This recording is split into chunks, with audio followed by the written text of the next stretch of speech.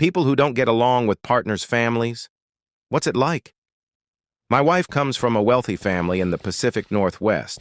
Her dad was a CEO for over 25 years. He still has millions in the bank and even more in assets. Her mom, well, she complains about everything, all the time. She even directs her comments at people like me from a working-class background. And it doesn't stop there. Most of the kids complain constantly, too. Her brother is a whole different story. Late 20s, still living at home, spends most of his day intoxicated. It took him 7 years to graduate college. He quit every job we helped him get. After graduating, he barely worked for over 2 years, blaming the economy. Then his dad started a company and gave him a job. A 6-figure job, 30 hours a week. All he had to do was sell a product. But he still can't manage it. I've stopped going to family events because of him. He's selfish and spoiled. The parents are too scared to cut the cord. He's fully dependent and would need to get his act together if they had a backbone. The other siblings are nice, but the complaining never stops. Nothing is ever good enough. What's the scariest thing that's ever happened to you while walking alone? I was hiking through the woods alone late one evening. The sky was already dark and the air felt heavy with silence. At first I thought it was just my imagination. Then I heard a branch snap behind me. I froze, my heart pounding. I turned quickly, but the path was empty. The only sound was the wind through the trees. I kept walking faster, trying to shake the feeling I was being followed. Then I saw strange symbols etched into the bark of several trees. They weren't letters or numbers, just jagged lines and circles. I shivered and looked around, and that's when I noticed it. A tall shadow slipped between the trunks, moving in a way that wasn't natural. It vanished almost immediately, leaving only the cold feeling of being watched. And I ran the rest of the way to the road, without looking back, even now. I can't walk past a forest at night without feeling something behind me. Subscribe for more.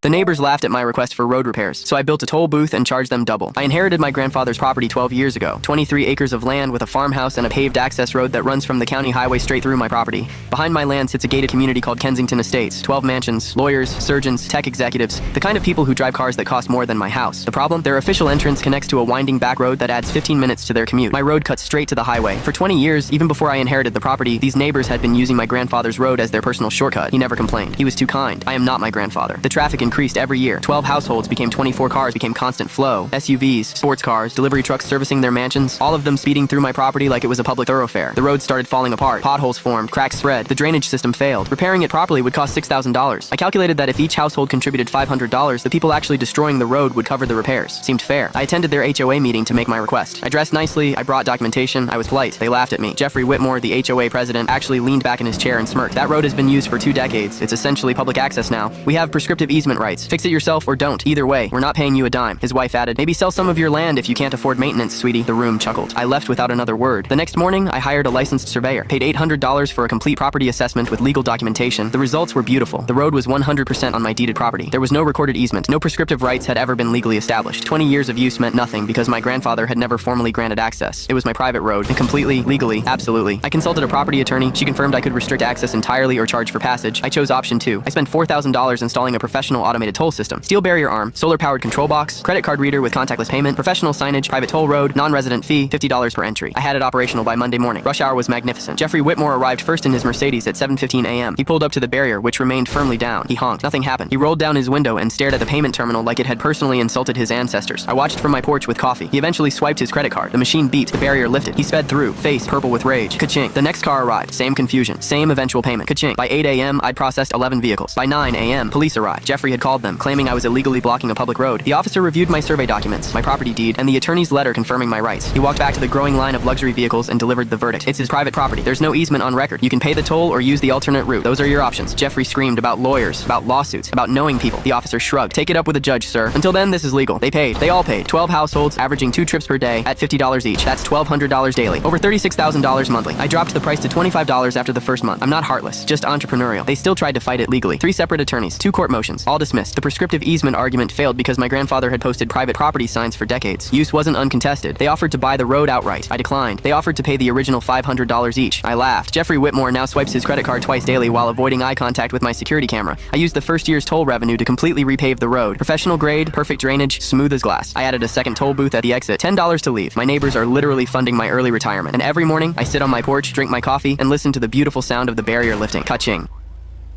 People who have roommates. What are some funny stories?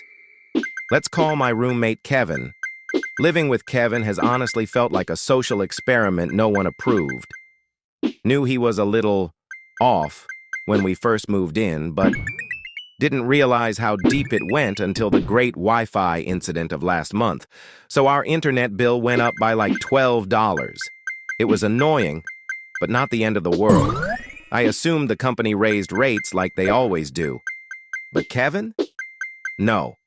Kevin storms into the living room holding the bill like we had committed a crime. He goes, dead serious. Which one of you keeps using too much Google? They're charging us extra. Thought he was joking. Laughed. Big mistake. He doubled down and starts listing internet-heavy activities he's noticed.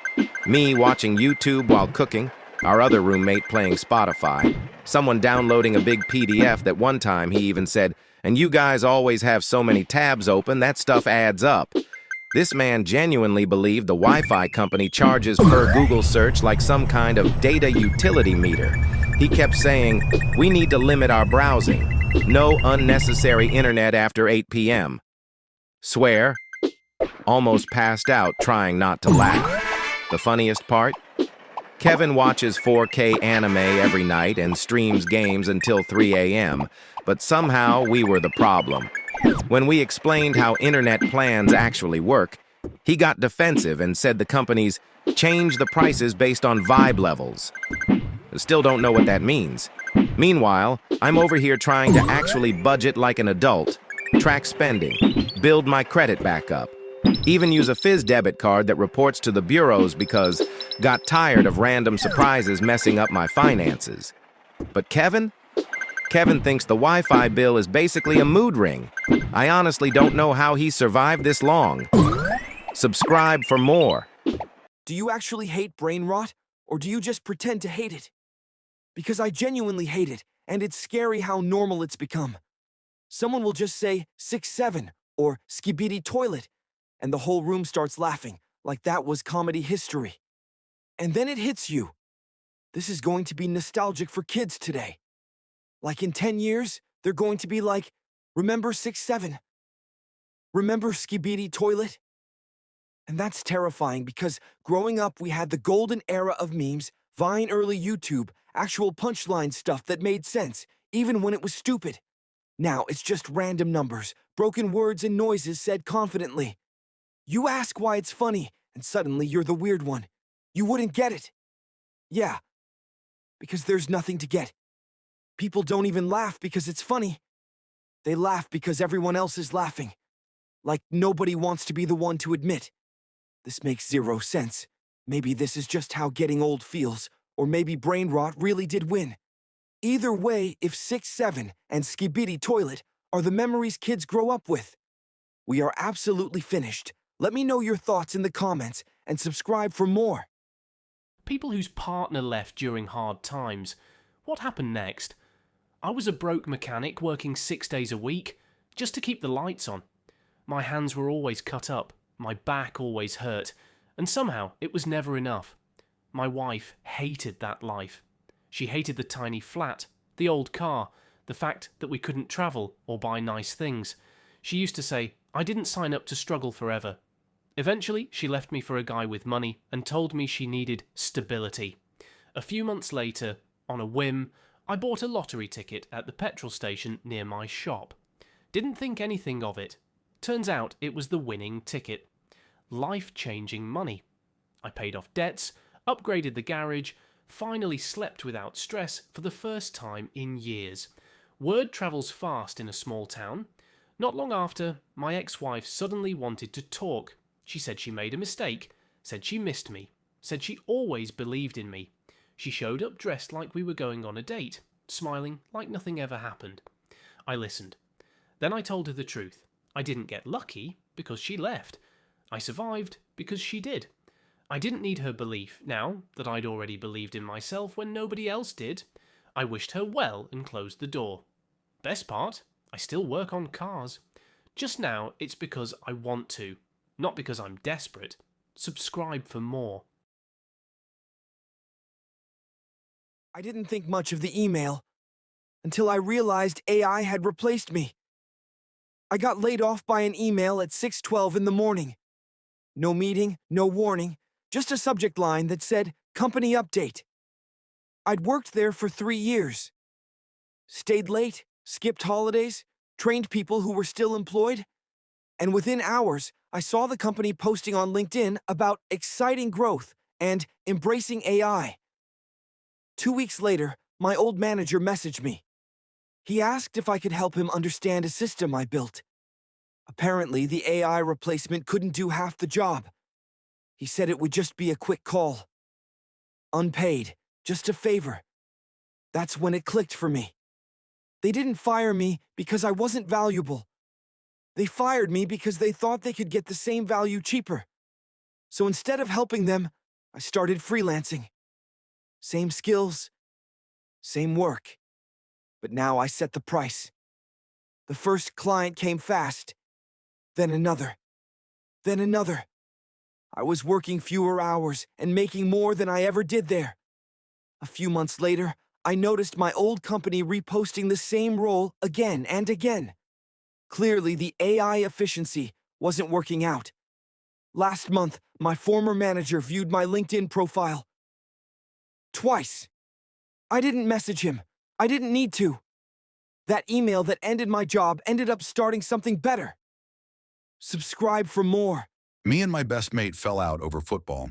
We'd watch games together for years. Same sofa, same pub, same group chat. I was Ronaldo through and through.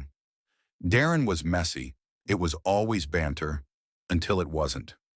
After a Champions League match, it turned serious. Darren said Ronaldo was just goals and hype.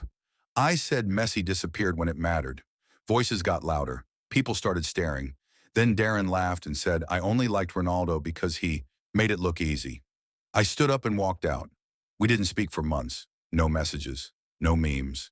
Same friends, different sides. I stopped arguing online and just watched football on my own again. Then the World Cup happened. Messi won it. Social media went mad. I muted the group chat until I saw Darren typing. He didn't mention Messi or Ronaldo, just sent, same pub for the final? Turns out it wasn't football that broke the friendship. It was pride. Tell me your thoughts in the comments and subscribe for more. What made you go on your villain arc? My son ended his own life because some girl had falsely accused him, and the entire city was sending him threats. She never had any proof, but because she was the daughter of a congressman, she didn't face any repercussions. I saw her on the day of the funeral, smiling and laughing with her friends like it was some type of joke. I knew that people like these will never face justice thanks to our wonderful legal system, so I decided to find justice on my own. As a former police officer, I had some connections with the worst type of people. I called one of them on the phone and said, "Do you remember when I let your little brother off the hook? It's time to pay back that debt." He had seen the news, so he already knew what I wanted and wasted no time in saying yes. But that girl wouldn't regret her actions even if someone kidnapped her, so I took a different approach. Within 3 months, every single dirty deal that congressman made was out in the public. The authorities didn't just take him into custody, they took all his property and assets as well. His wife and daughter were on the streets and went online to ask for sympathy. This is when I made my final move. Rumors about that girl falsely accusing and ruining the lives of several boys were spread everywhere. People hated her so much that they would drive by while throwing rocks at her head. And then one day, as she was crying on the sidewalk with her mother— It was a house party. Not a wild one. One of those awkward ones where everyone's holding a drink and pretending they know each other. I only knew the guy whose house it was. People were chatting in small groups. Music was low. Nothing really happening. Then this guy walks in late and everyone turns to look at him. That moment where someone should just say, "All right, mate," and carry on. For some reason, my brain panicked. Instead of saying something normal, I said, "Ah, the main character has arrived," out loud. He stopped and looked at me. No smile, no laugh. Just stared like he was trying to work out if I was joking. Someone else laughed, but it was one of those forced laughs that makes things worse. Another person suddenly got very interested in their drink. The guy nodded once and said, "Yeah, all right," and walked straight past me. No one spoke for a few seconds after that, not because they were annoyed, just because nobody knew how to recover it. I stood there holding my drink, replaying it in my head, wishing I'd said literally nothing. Later on, my mate leaned over and said, "Why did you say that like you were in a movie?" I think about that every time I meet new people.